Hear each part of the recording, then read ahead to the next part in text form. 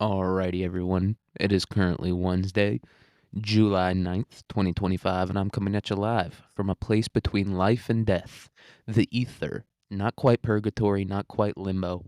Don't really know where I'm at right now, but I am there. And I'm coming at you live with an art ranking.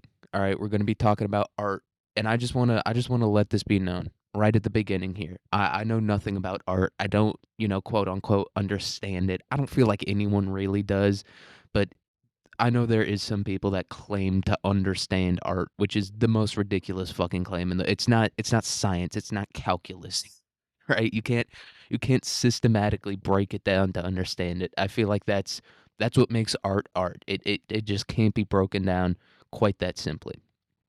But, you know, I don't understand art. I'm not one of those people that claims to understand art, and I feel like that's most people. I feel like the vast majority of people, they look at a painting and like, yeah, you might get a little bit into it, and you might look at all like the little details of it and be like, yo, that's sick as hell. But you're not gonna be breaking down every fucking brushstroke. All right, you're not gonna be doing that, right? It's you're gonna be, especially if you're there with like a girlfriend or your family or whatever, you're gonna be like, can we go to the Renaissance painting or the fucking, church paintings where it's chicks got their tits out, just take me whoever whatever style of art has the most tits in it is probably gonna be the one that ends up winning this ranking, to be honest. Be 100% honest with you.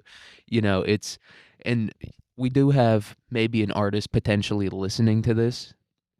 This guy Vincent Klein who followed me and hit me up on Instagram, very nice guy.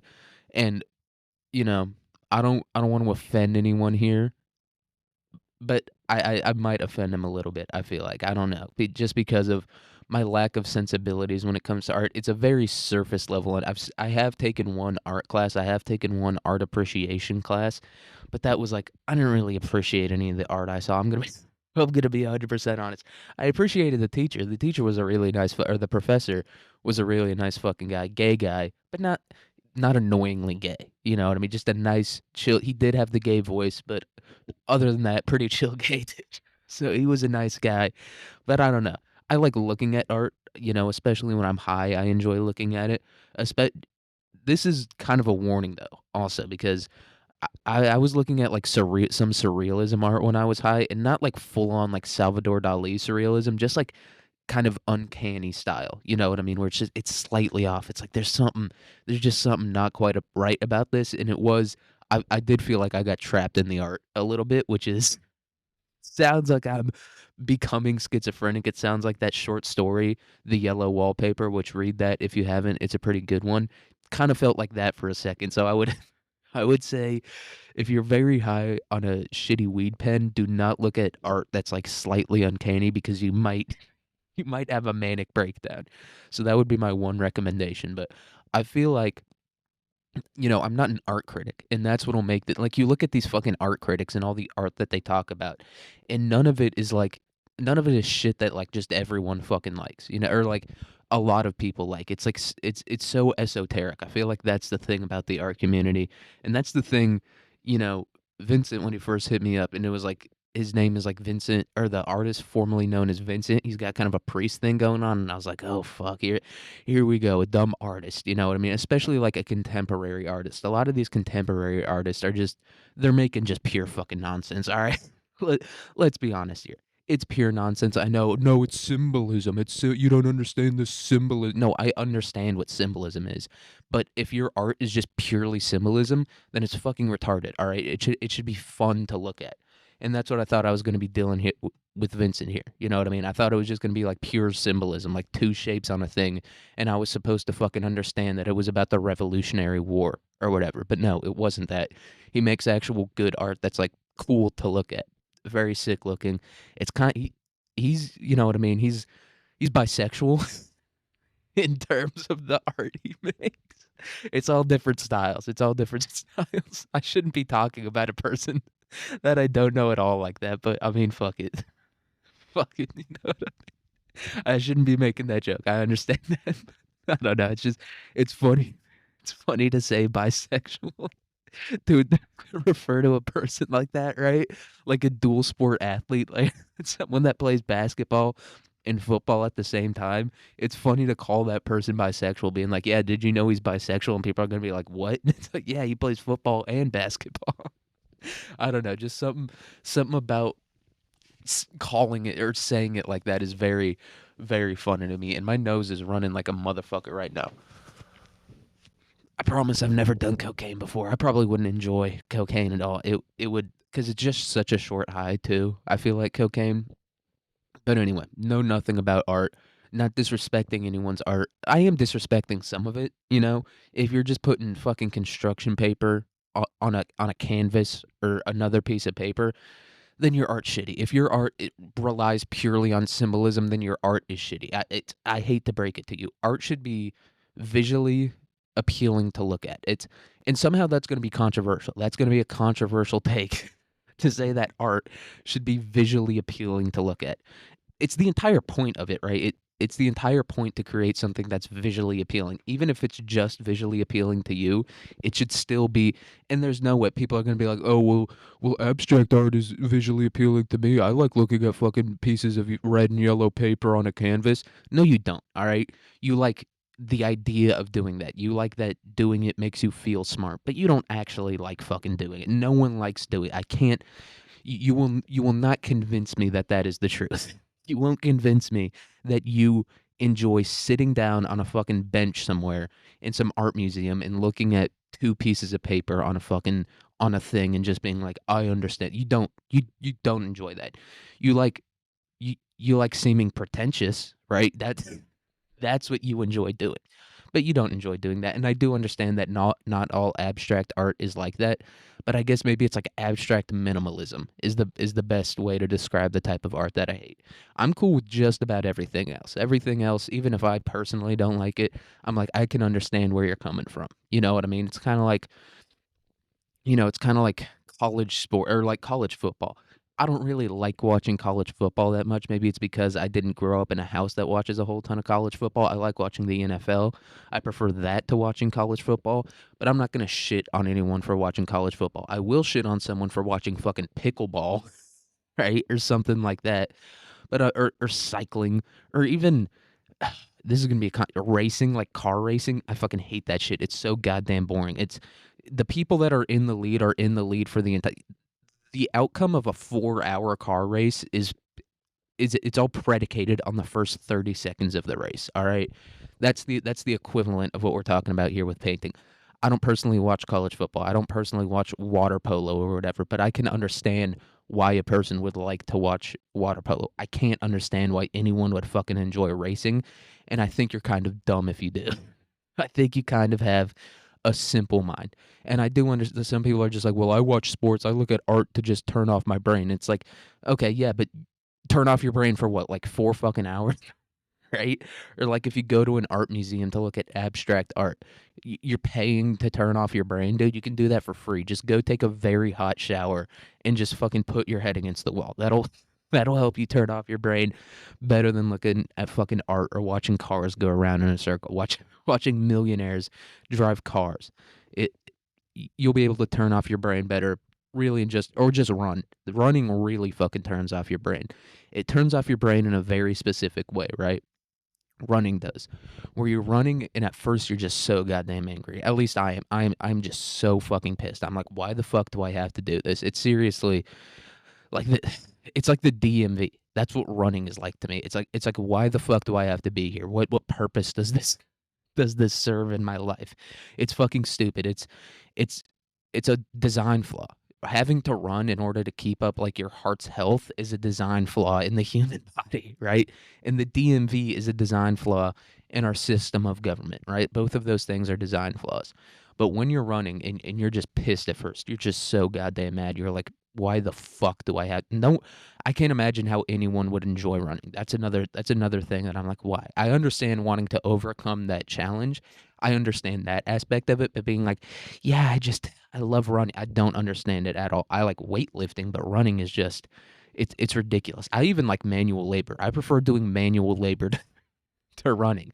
And maybe that shows how stupid I am, just how much of like a general peasant moron brain I have, but I do prefer that to running. But I feel like running can really turn off your brain, right? When at first you're just so pissed, and after a while, you kind of have to become like a little bit Buddhist about it. You kind of have to become a little bit of a monk about it, where you just like you have to accept it and keep fucking going, and that really helps you turn off your brain. So yeah, if you need to turn off your brain, don't be looking at art or whatever. And I also feel like that's kind of the antithesis of art. I feel like you're supposed to look at art and like really, I don't know, enjoy it, think about it, look at it, analyze it, or you can just look at it and be like, that's sick and move on, which is what I do when I look at art, especially like modern art or art that's kind of like a little bit more simple. You just look at it and you go, yeah, it's fucking sick. It's like those people that like seriously like collect. It's like to me looking at art, some styles of art, and being like and analyzing it, just being like, wow, this is real. I've never thought about it like that before. It to me, it's almost like looking at like a hot chick and being like her cheekbones and her the shape of her areola. Right? That's what it's like to me. For me, it's just like, no, that's a hot chick, and I'm just moving on. And there's very few chicks that are gonna make me be like, whoa, she's so hot, and like really make me think about how hot she is. Right? And I feel like that's what I have to compare art to is hot chicks. I feel like that's a good comparison because that's everyone likes a hot chick. Everyone likes a hot dude too. To be fair, everyone likes a nice Chris Hemsworth, a nice fucking hard jacked body, and those narrow eyes that they all have. Right? Those almost Asian eyes that every hot Hollywood actor dude has. Yeah. I feel like that's the best comparison that I can come up with that anyone can relate to. Sports and hot dudes or chicks, right? I'm not gay, all right, but if a dude is hot, a dude is hot, and there's almost something more impressive about a dude being hot to me, right? Because it's like I'm attracted to women. I like women. I don't want a penis in my butt. It's look, maybe I'm homophobic, maybe I'm transphobic for thinking that, maybe I'm some kind of bigot. I don't know. I do hate when people do that though. Like, oh, guys are I don't want a penis in my butt, so I'm fucking transphobic. But there are people that do think that. There are people that legitimately think that you're like transphobic for like thinking that a penis is not attractive on a woman. There are people that seriously fucking think that. And so you do have to make the joke of being like, I don't want to be fucked in the ass by a dude, and somehow that makes me a bigot or whatever. You do have to make that joke. It's right there because there are morons that are legitimately saying that. And to be fair, all those morons are in the internet, which isn't real at all, right? That's that's why that's why I feel comfortable saying whatever here because I just don't view the internet as real. Or sometimes I do. Sometimes I really get into it. I'm like, there's fucking Muslims in England. Fucking London is all Pakistanis, and I get pissed about that. So sometimes I do fall into the trap of the internet being a real thing when in reality, it's all kind of bull. I get it. I get it. You're watching whatever the fuck you're watching nukes fall on Pakistan or what's it, Palestine. That's the one I was thinking of. Palestine is kind of becoming old news now. Everyone, for the most part, all those dweebs are over Palestine. Palestine is in the past. Illegal immigration. That's the big one right now. That's the one that the libs are in. That's the one that everyone as a whole is into right now. Palestine and Israel have kind of fallen to the wayside a little bit. Trump did dredge up a little bit of it when he was like Jeffrey Epstein. Yeah, that guy, he did nothing wrong. I don't know why he was even in jail in the first place, right? He did bring up a little bit of that anti-Israeli sentiment with that, but it's Israel and Palestine. That's the next Ukraine, Russia. That one's going to start to fall to the wayside a little bit. Obviously, party line Democrats are still going to be talking about it, being like, "Oh, we need to free Palestine and stop sending aid to Israel." It's not going to happen for some reason. I don't know why. We're not going to stop sending money to Israel. All right, and that's just the truth. That's the truth, and that's the unfortunate thing. It really is unfortunate for like just regular Jews, just like a Jew with just a big nose and some asthma who's like a fucking accountant or whatever. It's bad news for them that we're going to keep sending money to Israel. And the reason it's bad is because it's just going to keep people are going to keep being anti-Semitic as a whole because of it. And it's not I, I don't think it's unreasonable, or it is a little unreasonable to be anti-Semitic. right? It is a little unreasonable to hate an entire like ethnic group of people because of one country that most of them don't really have a super deep connection to. Look, I get it. Obviously, Jews can all, if you're ethnically Jewish, you can go to Israel and Israel will accept you. But I feel like a lot of Jews don't have like the deepest connection to it. But people are going to keep being anti-Semitic as long as we keep giving Israel billions and billions of dollars every year, right? Like that's where the conspiracy theory comes from, right? That's where a lot of these modern conspiracy theorists, these anti-Semitic conspiracy theorists, that's kind of the United States treatment of Israel. This is an episode about art. I don't know why I'm talking about this, but the United States treatment of Israel is just fueling uh anti-Semitism. That's what it is. It's not really anything that Israel is doing. It's the fact that Israel, this tiny country somewhere, is treated differently than literally every other country on earth. They're treated differently. They're treated better than every other country on earth. They receive billions of dollars of aid every single year from the United States of America. That's no other country gets that. No other country gets that, especially when they're not really involved in any war. Like the war against Hamas or Palestine, or that's not a real fucking war. I'm sorry. It's not a real war. It's just the mass bombing of civilians. That's what that is. And that is being funded by the United States. And the mass killing of civilians is being perpetrated by a Jewish ethno state. And so that's why people are anti-Semitic. I hate to break it to you, but keep continuing to give billions of dollars to Israel is not going to quell anti-Semitism. It's only going to continue its rise. It's only going to fuel it, right? Because as long as you keep treating them differently, other people are going to treat them differently, right? It's I don't know. I'm trying to think of the right thing. It's kind of like Jeff Bezos and the billionaire thing, right? It's kind of like that. It's a very loose connection. It's a very dumb connection that I have in my mind. But like Jeff Bezos, people want to kill Jeff Bezos, right? And I'm not saying they're wrong for wanting to do that. It's that bald-headed, that smooth bald-headed man. He pisses me off a fair bit too. I understand why people want to kill him. And the reason they want to kill him isn't because he has all this money. Right, there's people richer than him out there. No one wants to kill Warren Buffett. You don't see people like in the fucking streets being like, we need to kill Warren. But you don't see people doing that. You don't see anyone being like Luigi Mangione should have killed Warren Buffett. No one's calling for that. And the reason for that is because Jeff Bezos is expressing socially deviant behavior, right? Like when he rented out the entire city of fucking Venice for his wedding. That's socially deviant behavior. He's acting outside of social. Warren Buffett doesn't do that. He might be a billionaire. He might be a bigger piece of shit than Jeff Bezos ever has been, but he's not socially deviant, right? And that kind of relates back to the Israel thing where it's like I'm sure there's countries out there doing worse things than what Israel are doing. I'm sure there's some country in Africa, right, that's committing a genocide against an ethnic minority right now. But that genocide isn't it's not outside the norm. It's not being funded by the United States. And that's that's just the very, very loose, very stupid comparison that I came up with just now. But I don't know. I feel like those two things are kind of similar in the sense that there's people richer than Jeff, or is there people richer than Jeff Bezos? I think there is. There's probably someone out there who's richer or has more power than Jeff Bezos, but they're not doing anything that's like publicly at least different from what everyone else is doing, right? There's right, like Warren Buffett. That guy probably has fucked over millions and millions of people's lives. He's probably destroyed the economy of the country by doing what he's done. But he's not out here he's not receiving special treatment or like flaunting his shit in the news, all right? Same with Israel. Like there's countries out there that are probably doing things that are as bad as what Israel's doing, but Israel's doing it in a way, right? And they're being treated different and they're acting in a different way than ever what those other countries are doing. God, that was the stupidest collection of fucking words that have ever come out of anyone's mouth ever. That was straight up retardation, dude. I'm not good at abstract thought, all right? I'm good at like abstract math and science or whatever, but like abstract thinking, especially when it comes to morality, dude, I cannot put two and two together. I really can fucking not. But look, this episode is about art, all right?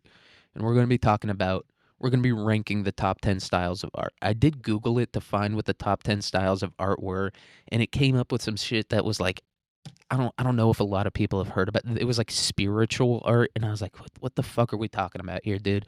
So I did ask ChatGPT about it. Look, I know people you use AI. Yeah, I use AI. I use AI how it should be used though. I use it as a slave, basically, right? Like all these people that are like using ChatGPT as like a friend or whatever. No, you can't be doing it like that. You got to put it in its fucking place. I do talk nicely to it. I am one of those people, right? That if I had slaves, I would have been chill to them. That's the type of person I am with AI. When I was like, ChatGPT, please do this for me. But that's not because of morality. That's just a little bit of, preventing some bad things from happening potentially in the future, right? It's like, it's why you're nice to the weird kid at school. It's why you're like, dude, I really like that black trench coat you're wearing, just in case that black trench coat walks in one day and there's a few guns underneath there, right? That's why I'm nice to the AI, but I do use it kind of a little bit as a slave. I really only use it the main reason I started using it was because of calculus. I just did all my calculus. I don't know. I think this is confessing to cheating, and it can get you like kicked out of college or whatever. But I'm not. I don't give a fuck, dude. Yeah, I used ChatGPT to do my calculus for me, and I got A's on all the tests. It doesn't. I don't care. Suck my dick. All right. And I used it to come up with a top 10 list of the I think I asked for the most popular styles of art. So these are ones that for the most part most people have heard of. I will be giving descriptions for all of them as well though. So our first style slash movement that we have is realism. And realism emerged in mid 19th century France as a reaction against romanticism's idealized depiction. So I guess the gay people over in France were like, "No, we need to make the art more realistic. How dare you make art an idealized version of life, which is kind of exactly what it should be." But it sought to represent subjects truthfully without artificially avoiding supernatural elements or dramatic exaggeration. So, oh, it without artificiality, and it avoided supernatural elements or dramatic exaggeration. Realists painted ordinary people, laborers in everyday scenes, often with a sense of social critique. Brushwork tends to be tight and detailed, striving for lifelike representation. And the key features of it are natural lighting and true to life proportions, focus on the mundane. So this is kind of your slice of life style of art. You know what I mean? They're not trying to make some incredibly beautiful thing that you're gonna stay. They're trying to make a thing that I don't know exactly what that you can relate to, and that it's just supposed to be a representation of real life. I guess they're not out here, finding the most dramatic landscapes on earth and painting those or whatever. They're just trying to find regular people, and they're trying to find the beauty in that, which is that is nice. And then our second style, which is I think this is my personal favorite. This is probably going to end up number one, but Impressionism. So it developed in late 19th century France. Impressionism broke with academic painting's detailed realism. So I guess this is a thing in art. Every single style or movement that comes out of art, really of any kind, whether it's painting or sculpture or drawing or music or whatever, or dance even, they're all just reactions to other styles of art, right? It kind of seems to me like every single style of art has been a counterculture movement at some point. And so instead, artists aimed to capture the fleeting effects of life, color, and atmosphere. Brushstrokes were loose and often visible. Compensations were more spontaneous. Impressionists often painted en plein air, outdoors, to observe, natural light directly. Sorry, I gotta take a sip of water here. Don't want to turn into RFK.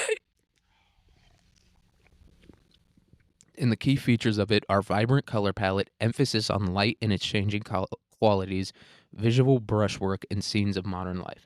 Impression Sunrise by Claude Monet's. I think it's the style that like coined the term impressionism. It was Claude Monet's impression of a sunrise. And that's at first it came out of they were mocking them basically. I did an episode about impressionist art a while ago, but they were basically mocking Monet by calling his style of art impressionism, but it became one of the most popular styles in the world. Even now it's still one of the most popular, like Water Lilies by Monet. I think it's maybe in the Met in New York. It's this big beautiful fucking painting, and it's very very sick to look at. So hey, Monet got the last laugh there. And now we're on to expressionism. In Expressionism, it doesn't say this here, but I'm pretty sure it was in response to Impressionism. So we got a lot of isms here, dude. And if you think about it, most isms in life are a reaction to other types of isms, right? Like communism, right, and socialism, as Marx described it, was kind of a reaction to industrialism and capitalist industrialism. So every ism is just a reaction to another type of ism, dude. Even an orgism. An orgism is a reaction to another orgism. I don't know. That was the dumbest thing, but whatever. So, flourishing in early 20th century Germany, Expressionism emphasized the artist's emotional response over physical reality. Figures and landscapes might be distorted or exaggerated to convey mood or psychological tension. Color is often intense and non naturalistic, right? So, we talked about Impressionism a little bit there for a second, and it's not super realistic either, but it seems like the color palette and the landscapes that they make, and even the light is somewhat realistic in the sense that this is like an actual representation of how the light moved. This is a representation of how the light moved kind of over time as opposed to in a still movement. And expressionism differs from that, and it's just like it's kind of what I felt at the time. And the key features of it are bold, sometimes clashing colors, dramatic compositions, and emotional intensity. And an example of this is The Scream by Edvard Munch, evoking existential angst and turmoil. This is all from ChatGPT too. So if you're gonna be getting mad at anyone, don't be getting mad at me. All right, this is just what my fucking tech slave. This is just what my computer slave said to me. All right, this is just what my computer Kunta Kinte said to me. Um, and this brings up another point of Van Gogh, right? And that's just he's probably one of the most famous, if not the most famous artist of all time. Some of the most valuable pieces of artwork ever, and he doesn't really fall into any of these categories. He's kind of like a mixture of impressionism and expressionism. And it's and I understand that, dude. I think he is maybe a little bit more of an expressionist painter. I think he was from the Netherlands, although he lived in France. And we said expressionism came or yeah, expressionism was in Germany at the time, but he is kind of an expressionist in that you look at his paintings and you do kind of get that sense of emotion that he had. Like there's one painting he has, it's my personal favorite painting of his, and it's called like Two Rats or something like that.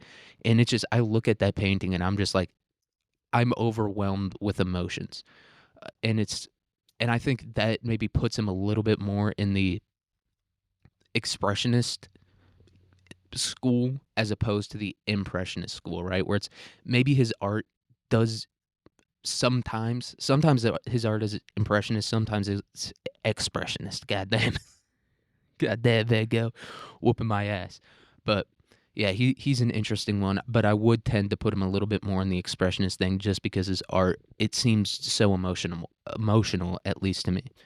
And now we're on to Cubism. God damn, we're only at number 4. So Cubism, developed by Picasso and Braque in the early 20th century, Cubism deconstructed subjects into geometric forms and reassembled them from multiple perspectives simultaneously. It rejected traditional perspective and emphasized the two-dimensionality of the canvas. Fragmented objects, and these are the key features of it, fragmented objects, flattened space, muted earth tones in early works, analytical cubism, later evolving into brighter colors and collage elements, which is synthetic cubism. We're not gonna be doing all that. An example is Les Demoiselles d'Avignon, a radical departure from classical representation. And that one, I'm not even gonna try to begin to fucking understand that one. I guess it's just it's emphasizing the importance of looking at things in different ways. Maybe that's kind of the basis of the movement, right? As opposed to even with expressionism and impressionism where they weren't super realistic, it was still just kind of looking at a landscape or a whatever the fuck you're painting, the subject of your art, you're really only looking at it from one perspective. Whereas cubism, they're trying to look at it from multiple perspectives. None of the perspectives are really that good though. Right? Like you look at some cubist art and you're like, yeah, I get what you're trying to do here, but it doesn't fucking look that cool. kind of just kind of just looks like I don't even know. I don't even know how the fuck you got there, which there is something impressive about that, at least for me personally, where I can't even understand how they got there. Even if I don't like it, I'm like, it's insane how your brain works. And now we're on to surrealism. So, inspired by Freud's psychoanalysis. Okay, well, this one's going in last place. I thought I had a thought I had a last place pick already, but I feel like this one's going into last place already because this guy was just a fucking Freud was just a moron in general. But anyway, surrealism, 1920s onward, explored the unconscious mind, dreams, and irrational juxtapositions. Artists created fantastical, often bizarre imagery that challenged reality and logic. And the key features of it are dreamlike landscapes, which I do fuck with, strange symbolism, suck my dick, I don't care about the symbolism, unexpected combinations of familiar objects.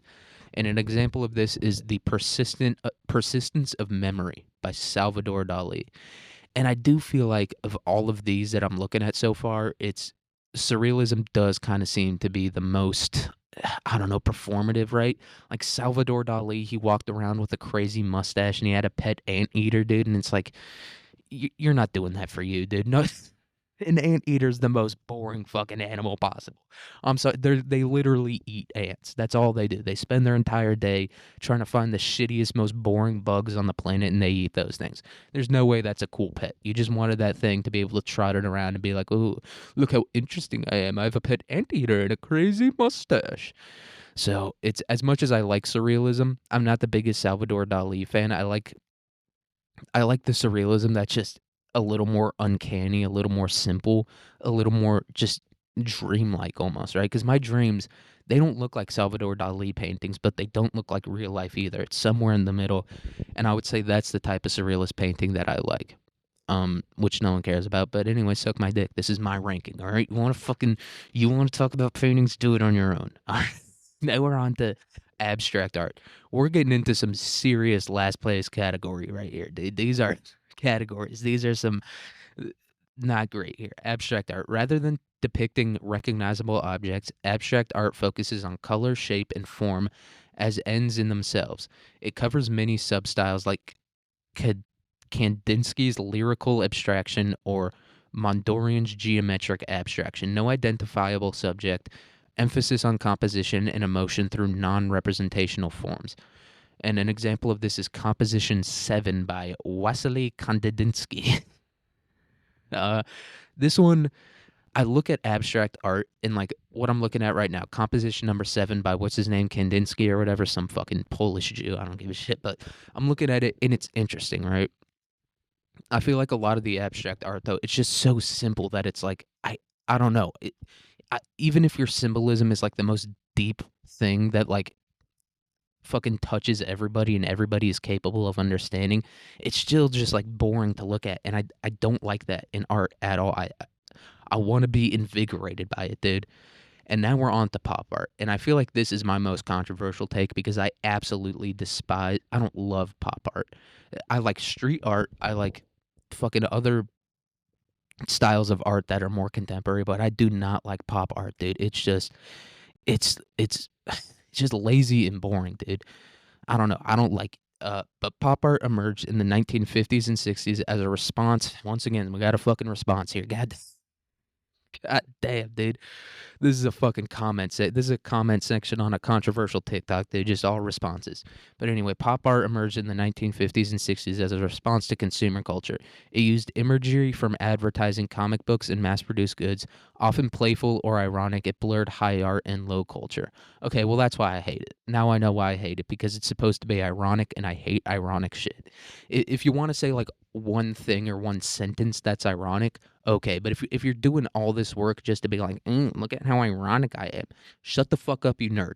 Be genuine. If you have to convey your message every single time you convey it through irony, then you're just a fuck. I don't know. It's just lazy. I don't like it. It's just boring. It's like, okay, I get it. Oh, you're ironic. Yeah, I'm wearing these clothes ironically. I'm wearing these overalls ironically because I hate poor people. I hate farmers. It's like, dude, just shut the fuck up and just say what you want to say. That's why I hate irony. It's just like, dude, just say what you want to say. Please, for the love of God, just say it, dude.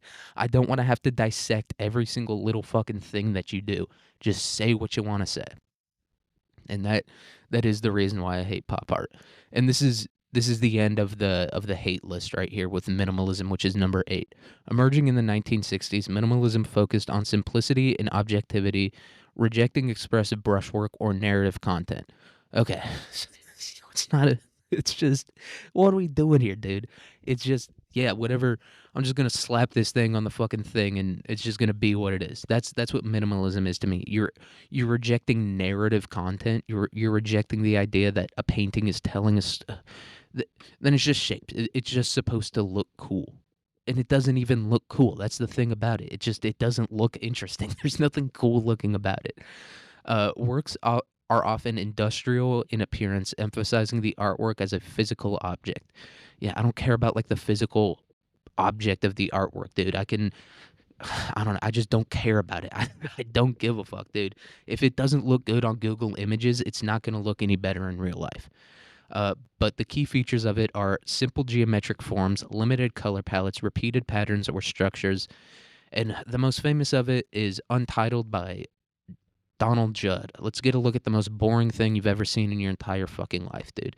It's just it to me that's not what yeah, this is the example of it. This is the prime example of it.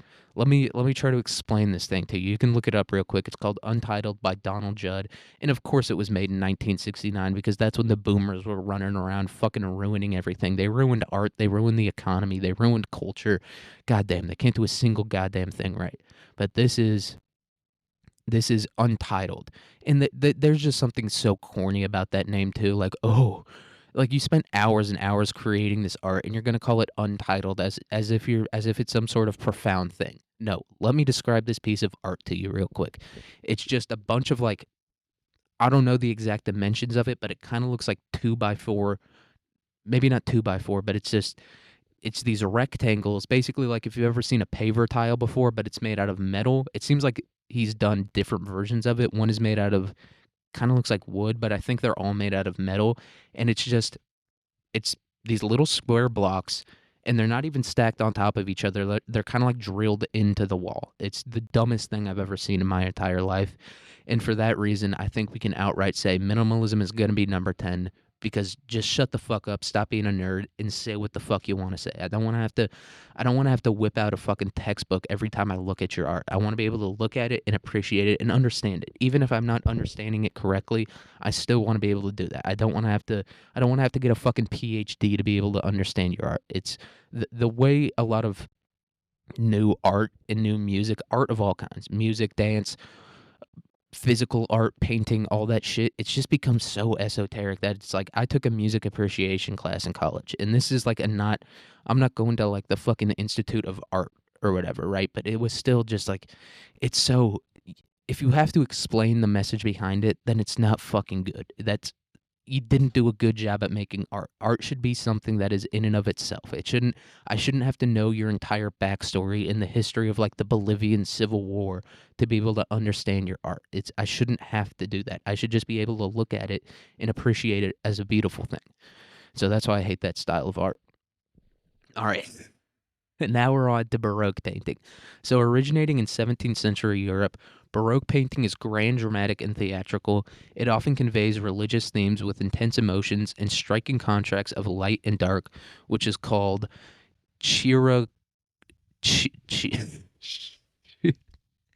chiaroscuro, some shit like that. And I think this style of art is also called Rococo. And like we talked about with the American Wars ranking, aesthetics are key, dude. The name Rococo, that's a very sick name. And so that's definitely going to factor into it. And the key features of it are rich color, dynamic movement, high realism, and dramatic use of light. And an example of this is The Calling of St. Matthew by Caravaggio. Some fucking wop, dude. This isn't going to be good. Wops don't have the brain to be able to make good art. But yeah, it's all right looking. You know, it's not the most realistic thing. I'm seeing the contrast between the light and the dark. I'm seeing the intense colors. It's all right. It's fun to look at. And now we're on to our final one. Our final one is Romanticism. Romanticism, started in the late 18th century to mid 19th century, was a reaction. Once again, Against enlightenment rationalism, it glorified nature, individualism, and emotional intensity, often depicted sublime or exotic scenes. And this is what the fuck I'm talking about, dude. When I think of an artist, I don't think of a guy with like a PhD drilling steel into a wall. I think of some emotional wreck of a dude who just has a paintbrush in one hand and a fucking an easel that he's working on, and he's just not slapping that thing with paint, not going full Jackson Pollock on it, but being like just getting his shit out, getting all his emotions out, all the thoughts that his dumb, empty artist brain has. I'm not calling artists stupid, but I feel like a lot of people that do get really into art, especially when they get into contemporary art and abstract art, they are stupid and they want to seem smart. That's what I think about it. And the key features of this are lush color, dramatic skies, emphasis on mood and atmosphere, heroic or melancholic figures. And the most famous example of this is Wanderer Above the Sea of Fog, 1818, by Caspar David Friedrich, a solitary figure contemplating nature's vastness. All right, and this is, I think we can sum up the Romanticism style of art with one word, and I think that word is aura. It's just or aura farming, maybe is the best way to put it. It's just dudes fucking surrounded by crows, right? Just a dude in a fucking lightning storm surrounded by crows. That's what romanticism is, and it's very sick. And I think for this particular ranking, we're gonna have to start at the bottom. All right, and it's I would never be a bottom, dude, but we're gonna be starting at the bottom of this one. I'm trying to fucking type out 1, 2, 3, 4, 5, 6, 7, 8, 9, and 10, and it's gonna take me about half an hour to do that because I'm a dumb person, and also my phone is dumb. That's the other thing. Technology has gotten significantly more dumb over time, or the interaction with technology has gotten more dumb. Like I feel like the peak of intelligence and the interaction or the interaction the interaction between humans and technology, the peak of intelligence of that happened in like the 2000s when everyone just like understood everything about computers because the computers were so shitty that you kind of had to understand everything about it. Oh, come on now, phone. You're supposed to be the most technologically piece of technology ever created, and I can't even type out 1, 2, 3, 4, 5, 6, 7, 8, 9, and 10 in less than half an hour. And so we're going to start with our number 10 right here, and that's going to be minimalism. I do have 10 tabs open right now of all the different styles of art just to look at them and review them real quick before I make my final ranking. In the minimalism, it's just shit, dude. It's awful. It's not fun to look at. It's seriously, it's what you put in front of your baby when you're trying to like, I don't know, like teach them how to talk or something like that. It's seriously, that's what it looks like to me.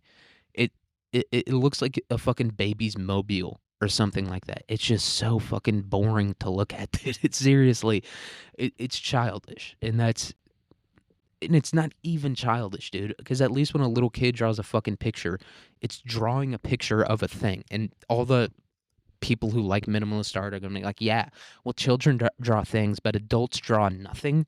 I don't fucking know. Suck my dick. It's boring to look at. Get out of my face with it. I don't like it at all. And you can suck my dick, dude. I hate it. It's not fun to look at. Once again, if I had to get a PhD to be able to understand what 4 pieces of construction paper on an easel mean, then I don't like the art. I'm sorry. I just don't. And now we're on to number 9. And number 9, it, it it might be a tight race for number 9 because I don't have like the deep found hate for really any of these like I do for minimalism. It's just, oh my god, it's just so bad. I hate it so much. But I don't really like pop art either. I think because here's the thing about pop art is that when pop art was created, like I said, it's all a reaction to something else. But the people at the time were like, this is bullshit art and you're a fucking idiot, right? Like that's what all the high artists of the time said, right? All the super educated artists. They looked at Andy Warhol's painting and they were like, this is fucking bullshit, dude. And I don't often agree with dweebs about shit, but the dweebs are right on this one. It, it's not fun to look at, especially the shit that's just like a recreation of other shit. I know you're being ironic here. You're making some statement about consumerism or fucking celebrity culture, right? Like the most famous example of pop art is that Marilyn Monroe thing where she just kind of looks weird. It's like, dude, it just it's boring to look at, right? That's the thing. The thing about pop art is they use like mass produced objects or like super popular objects. The other famous example of it is like the Campbell's soup can that Andy Warhol made. And it's just, I look at it and I'm like, this has to be some kind of like money laundering scheme or something, right? Like, there's no way you're paying like millions of dollars for this. It's just not fun to look at. And it's, I know there are other style or other examples of pop art maybe that are like a little more original, but it's just, yeah, it's not fun to look at. I don't know, man. It's like you lived in the most perfect time in American history, right? Like the 1960s. It's like you could buy a house for $10. You could get a job. You could become like the fucking CEO of a company after being a cash register worker for 2 weeks. And you're somehow criticizing that. Like that's another thing that makes me hate it so much. You lived in perfection. You literally lived in the closest America has ever been to like Shangri-La. Literally everything about your life was as easy as it could have been, and somehow still you're being a whiny little bitch and choosing to criticize it instead of focusing on like the positive sides of it, right? Like I like Norman Rockwell. It's not the most interesting style of painting that I've ever seen before, but it's like, yeah, life ruled in the 60s. Even if you were black, dude. Even people always bring that up when they talk about like the 50s and 60s and shit like that. They were like, "Oh, well, it was good for white people, but it wasn't good for anyone else." No, it was kind of good for everyone, right? Like obviously there was segregation and there was a lot more racism back then, but if you were black, it's right. Like I feel like the murder rate in black communities has only gone up since then. It was just, it was a peaceful time, and a lot of people were pretty prosperous. And so I don't know. It's, I know people talk about that shit and they're like, it wasn't good to be anything but a white man. And it's like, no, it was better for everyone else, dude. Right? Like I would rather be a fucking drugged up housewife that's getting her ass beat every single day than fucking have to live in a 200 square foot apartment and have to split my $3,000 rent between 18 people because none of us can find a fucking job. I would seriously rather just be on whatever fucking new drug they came out with that week and having my ass beat by my husband because the fucking meatloaf was cold than have to live the life that I live now. Or have to live the life that a lot of people have to live now. It's, I don't know. It's, I just hate that you had the need to criticize that. You were like, "Oh, I need to criticize. We need to change something. The world needs to change." No, it doesn't. This is the best time in the fucking world for anyone, dude. You can buy a nice fucking house for 15,000. You can buy a house for like a year's salary. Stop your bitching. Stop somehow criticizing that by making a picture of Marilyn Monroe and fucking appreciate your life.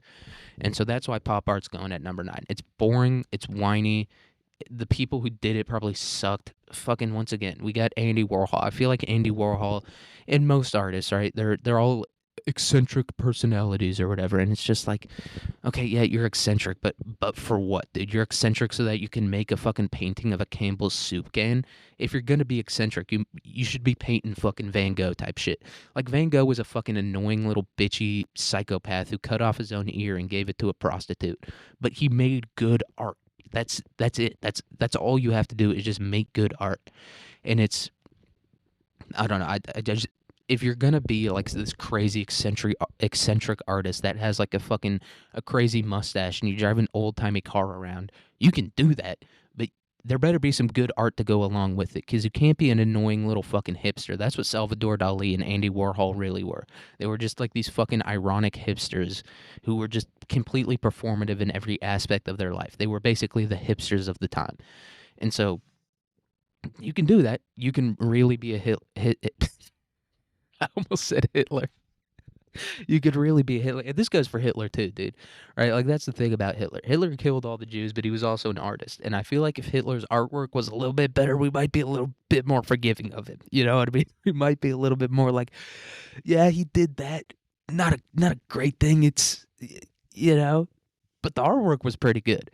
And that's the thing about pop art in this fucking abstract art, right? Where it's, you can be an annoying, whiny person. You can be as esoteric as you want and just be an asshole about fucking your art. You can do that if the art is good. If the art isn't good, just shut the fuck up and stop making art, dude. I don't, I don't know what to say. And now we're on to our number eight ranking. And this is where things maybe get a little bit more tough, right? I think right now it's between cubism and surrealism because like I said, surrealism it was just hipsters being like, "Oh, look at this weird thing I made. Isn't this weird? Yeah, this painting is actually about air conditioning." And it's like you should if you wanted to make a painting about air conditioning, you should have fucking painted an air conditioner, dude. It's I shouldn't have to be like I shouldn't have to look at a fucking chessboard and being like, "Oh yeah, that knight actually represents the freon in air conditioning." I shouldn't have to be doing that. And then cubist art. Yeah, it's like, "Oh, we're showing all these different perspectives at once." And it's like, yeah, you are showing all these different perspectives at once, but you're not showing like the and this once again, this kind of shows how stupid I am as a person because I'm like, I just want it to look a little bit more like the real thing. I don't want it. It doesn't need to look exactly like the real thing, but it's just it it it's almost like all right, they're showing all these different perspectives at once, but the perspectives are so abstract, right? Like they're so not realistic at all that it doesn't really convey that point to me, if that makes sense, right?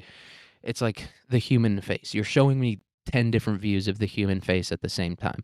But each one of those face or each one of those representations of the human face looks so little like the human face that it just kind of becomes like a boring mesh up of blah. It doesn't I don't know. I just personally don't get it. I do it is very visually interesting to look at, but the same can be said about surrealist art. And that's and I think that puts cubism at number 8 for me just because I can enjoy surrealist art a little bit more. I can stare at it for a little bit longer and be like and there are like all cubist art is kind of the same to me whereas surrealist art it there's more variation within there. And so I feel like we got that was a little 2 for 1 right there. We got cubism art at number 8 and then surrealist art at number 7.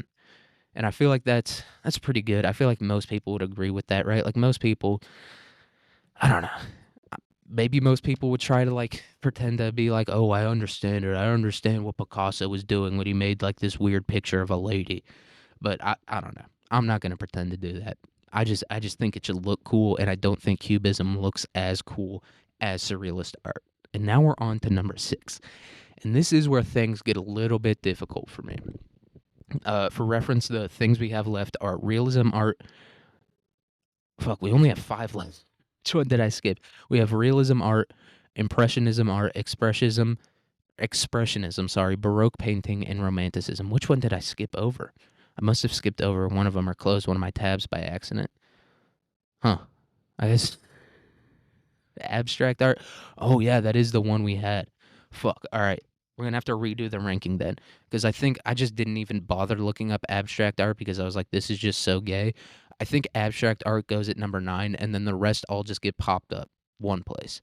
And so, yeah, I think that's a good not compromise, but is what it is. It's abstract art to me. Abstract and minimalism are it's kind of the same thing. I guess abstract art has a little bit more. It can at least look interesting, right? Because you can just put a bunch of different shapes on there and shit, and it can be still abstract. Whereas minimalism art is it's just gonna be like one fucking boring shape on a piece of paper. All right, there we go. Let me redo this real quick.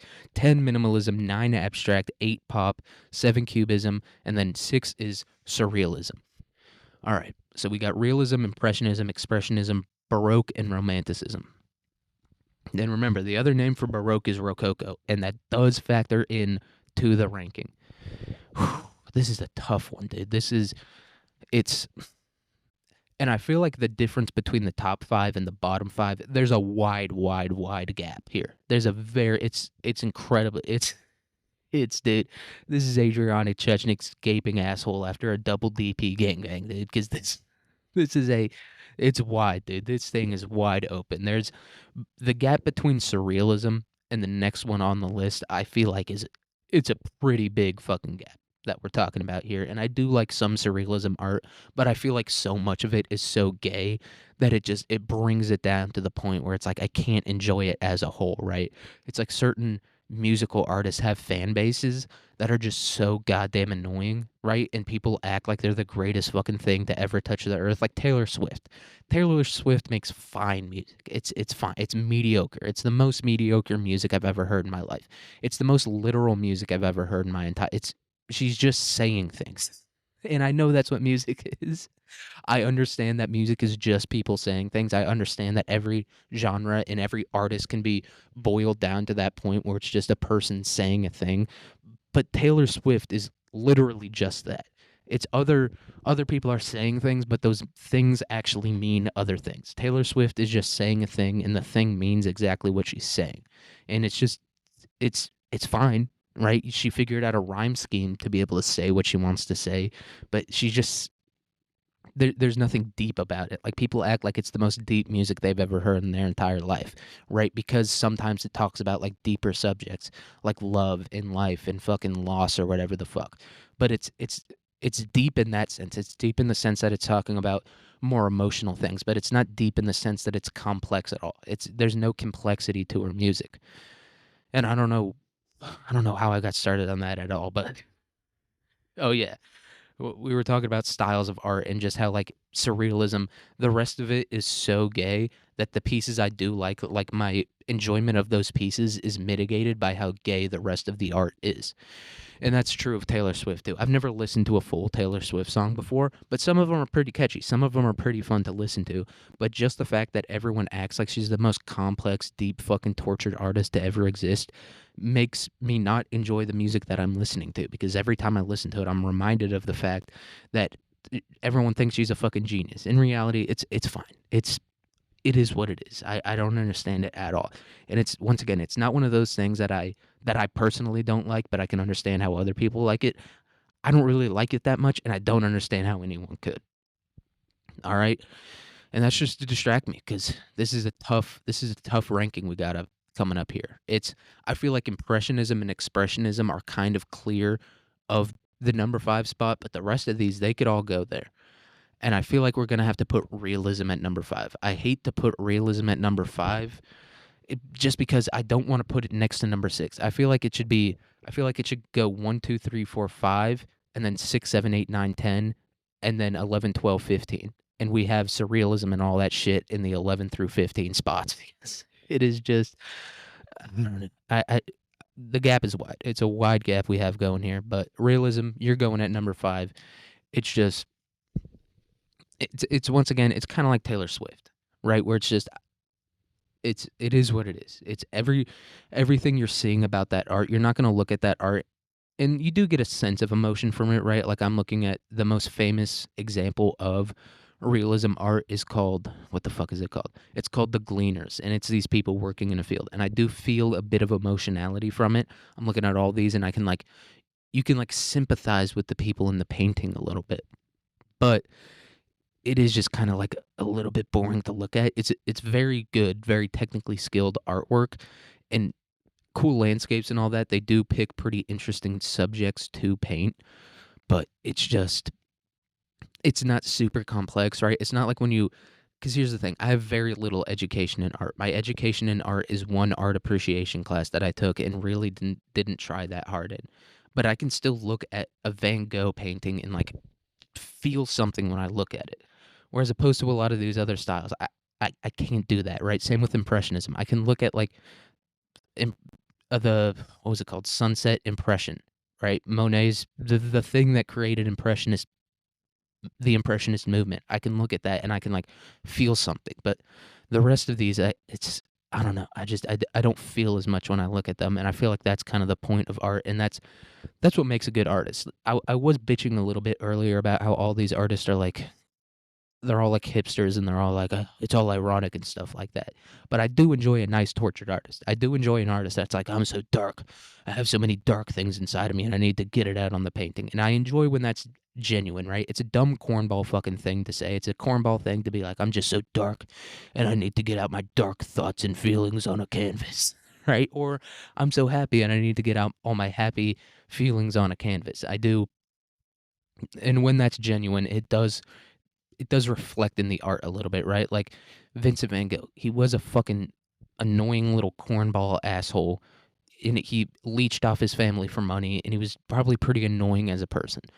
But his art is genuine. I do look at that, and I do genuinely feel maybe not exactly what he was feeling or not maybe exactly what he was trying to convey, but I do feel something when I look at it. And I feel like that's the big divider between impressionism and expressionism, which are probably going to go at number 1 and 2. Uh and these other styles where I look at them a little bit and I'm kind of like, it looks cool, it's interesting, I feel a little bit when I look at it, I can, like, really look at it and analyze it, but it doesn't hit me in the face, right? Like, expressionism, when I look at a Van Gogh painting, like I was talking about, The Two Rats or whatever the fuck it's called, still I didn't read the name, I just looked up Van Gogh rats and I looked at the painting, but I can look at that painting and just instantly it hits me with a wave of emotion. It's not super deep emotion, it's not super, like, explosive emotion, but I still look at it and I'm like, "Yeah, I'm feeling something, dude." And I think that's what you want. I know everyone wants to pretend to be like they're all logical and analytical and facts don't care about your feelings or whatever. But and maybe that's true of a lot of life, a lot of aspects of life, but I don't think art fits into that category. I feel like you should look at art and you should feel something when you look at it. I don't think I should look at it and like analyze it logically. To me, that's almost like the antithesis of art. I should look at it and I should just like, I should feel something by looking at it. Or I should look at it and I should be entertained by it. I shouldn't have to like look there and pull out a fucking calculator. I shouldn't have to pull out a fucking TI-84 to have to appreciate your art. And so I feel like that's the big divide between all these other ones and then like realism and romanticism and all that shit. And now we're on to our number 4 spot. And I feel like number 4 is going to go to Baroque. I do really like the Baroque paintings. It does, when I look at a Baroque painting, it's almost like looking at a fucking Shakespeare painting, right? Or a Shakespeare play. It's just, it's so dramatic looking. Like it's the most fucking dramatic shit you've ever seen in your entire face, dude. Like this is, I feel like Baroque painting was Love Island before Love Island. In Love Island, I know a lot of people are shitting on it right now, and it does deserve to be shit on 100%. It's an awful show, and it should not exist. But I have watched like 100 hours of it. I have to be honest here. I have watched a significant amount of Love Island, and I feel like Baroque painting is kind of a little bit like Love Island, where it's pure drama. Everything about it is so dramatic. The colors, like even the way it's painted, it just feels like, and maybe it's like I don't know my own cultural understanding, right? But it just feels so fucking dramatic, dude. It's like and all their subjects are just so dramatic. The least dramatic one is the girl in the pearl earring, which was also an example of realism art, but I do think it fits a little bit more into the Baroque category just because of the clash between the colors and the style of it. It's not insanely detailed and realistic. Um, but yeah, I feel Baroque art, it's not the greatest, right? Same with realism. It's not super, I don't know, it's not super deeply emotional or whatever, but it's very fun to look at. And I feel like that's important when we're talking about art here. And I feel like that's separates the men from the children here. And now we're on to romanticism. Once again, we're talking about drama here, and I feel like romanticism, I already said that Impressionism and Expressionism are at number 1 and 2. I haven't decided which is which yet, but that puts my Romanticism at number 3, and I feel like it's a good spot for it because it has that nice mixture. It's almost like the gateway between Baroque art and realism art and the Impressionism and Expressionism, right? Where it's not just pure emotion, it's pretty detailed, it's pretty realistic, but it is very, very dramatic like Baroque art. And maybe not like realism art. The point of realism art is to not be as dramatic, but there is something dramatic about looking at some of those realism paintings. And I feel like Romanticism is the gateway between the two, and that does make sense in terms of like the chronological order in which they came. Uh, and so yeah, Romanticism, it's the gateway. It's the gateway between Baroque and realism and Expressionism and Impressionism. And now we're on to the top 2.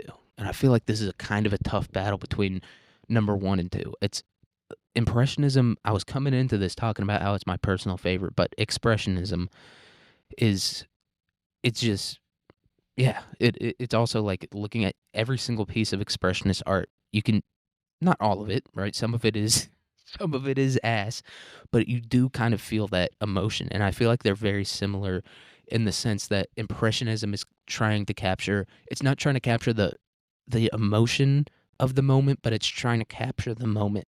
And expressionism is different, and it's trying to capture the emotion of the moment. And I feel like that's what makes them so similar. They're so similar because they're kind of expressionism was kind of based on impressionism, right?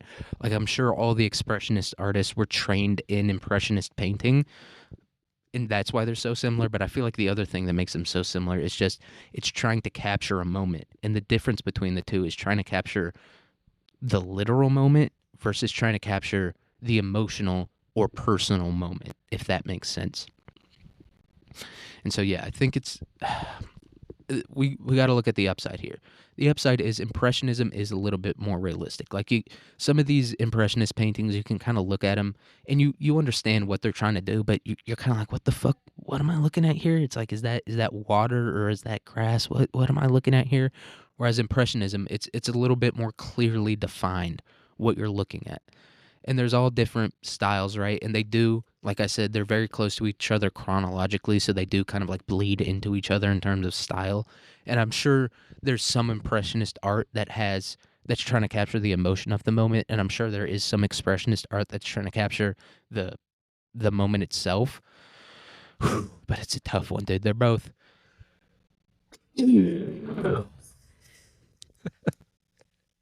Sorry, did you guys hear me sneeze there? Did you guys hear that? Yeah, that's why I was kind of quiet for a second there. It was because I was sneezing. All right. Um, but I feel like Impressionism gets the nod here. I feel like tie goes to the runner. I was going into this one with Impressionism being my favorite, and then Expressionism kind of came in, and I was like, is Impressionism still a number one? But I feel like tie goes to the runner in this situation, and I feel like Impressionism they get the nod over Expressionism, but I do feel like it is pretty close, and I feel like it could change a bit. Could if my taste advanced, if my taste evolved, then maybe these two could swap places. But yeah, that's the ranking for now. For now, maybe I don't know. All right, so let's go through this. You're about to hear a whole lot of isms. Pretty much all of these are isms. So we got Impressionism, Expressionism, going from number 1 to 10. Number 1, Impressionism. Number 2, Expressionism. Number 3, Romanticism. Number 4, Baroque. Okay, we got a nice little break from the isms there. Number 5, Realism. Number 6, Surrealism. Number 7, Cubism. Number 8, Pop. Number 9, Abstract. And number 10, Minimalism. All right. I feel like that's a pretty good ranking. I don't know if most people would agree there. I think realism might be a lot higher on some people's list, but it doesn't convey the emotion of the art as well to me. It just kind of conveys the moment, which is important and it is very cool to look at, but it's not as emotional as Impressionism and Expressionism and Romanticism and even Baroque. Baroque does have like an aspect of emotion to it, right? It's not a specific emotion like anger or sadness or happiness or joy or whatever. It's kind of just an expression of dramatics, right? But I don't know. There is a bit of emotionality to that realism does not have, in my personal opinion. Maybe you disagree with me. Maybe you look at it. Maybe you look at a fucking abstract painting or a minimalist painting, and you go, "This is the most beautiful fucking thing I've ever seen in my entire life." And if you do that, please never listen to this. Please never contact me. Never allow me to know about your existence because it's bad for both of us. It's bad for you in the sense that you will be murdered with a gun, and it's bad for me in the sense that I just find you annoying as a person. But that's all I've got for this episode. Hope you enjoyed it. Hope it wasn't it's I got a little bit fucking philosophical there, especially when I was talking about the Israel Jeff Bezos. Or it wasn't even philosophical. It was I don't know. It was stupid, regrettable, a little bit gay. But hey, that's life, dude. You go through life and you do gay shit, and you go, "That was fucking gay. Why did I do that?" And then you learn from it and you grow as a person. You grow. I probably won't grow as a person. Really, never have in my entire life.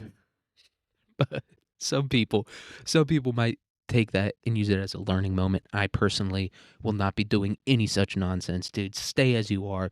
Fucking dig in and never, ever, ever, ever, ever change. All right. But I hope you guys have a good day, a good week, a good year, a good life as well. I would hope that for you. Um, a good rest of your summer. Hope it's not too muggy. You should enjoy the heat of the summer. That's something that always pissed me off when people are like, "It's hotter than shit outside," and it's like, "Yeah, it's summer. It's how summer works. It's how seasons works. It's how the tilt of the earth dictates the weather, dictates the heat versus the cold.